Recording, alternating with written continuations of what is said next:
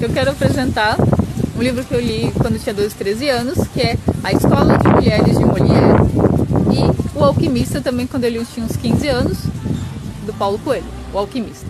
O que esses livros eles podem nos ensinar? Bom, em primeira instância, a escola, ele está preso, né, à ideia dos papéis da sociedade da época, e ele tenta controlar o que é a mulher Inês. Ou seja, é o tipo de pessoa, se a gente associar ao arquétipo, que quer moldar as relações, né? Ou seja, quer controlar, só que a vida não é assim, tá? A gente não tem controle sobre a vida nem sobre as pessoas, né? Porque o que a gente faz pro outro vai voltar pra gente, é uma lei espiritual, associando um pouco a espiritualidade. Coelho, olha só, o Santiago, ele começa a se questionar da vida que tem, ele começa a partir de uma jornada, que é uma jornada uma jornada mais interior do que exterior, mas é uma jornada exterior.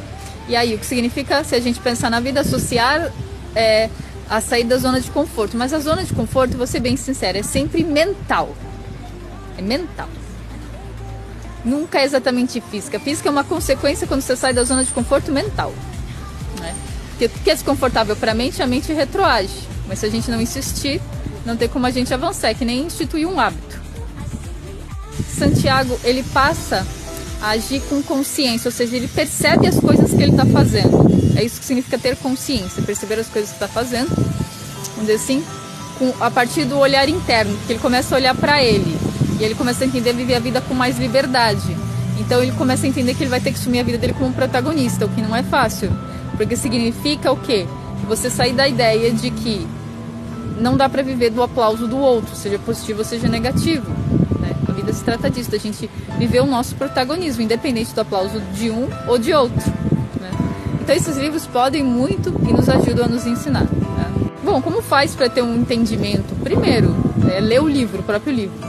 Ler os próprios livros, aí anotar as próprias ideias e buscar e pesquisar entendimentos. É assim que funciona. E leva tempo. E aí você vai associando com outros livros, vai associando com a vida, né? É o nível do refinamento literário. Existe esse período que eu tô falando, é do amadurecimento, quando você vai buscando o repertório. A gente sempre busca o repertório, mas para o refinamento do repertório é uma fase que a gente vai associar as coisas. Bom, a pergunta é como faz isso? Continua aqui e você vai descobrir implicitamente, tá bom? Então, um beijo.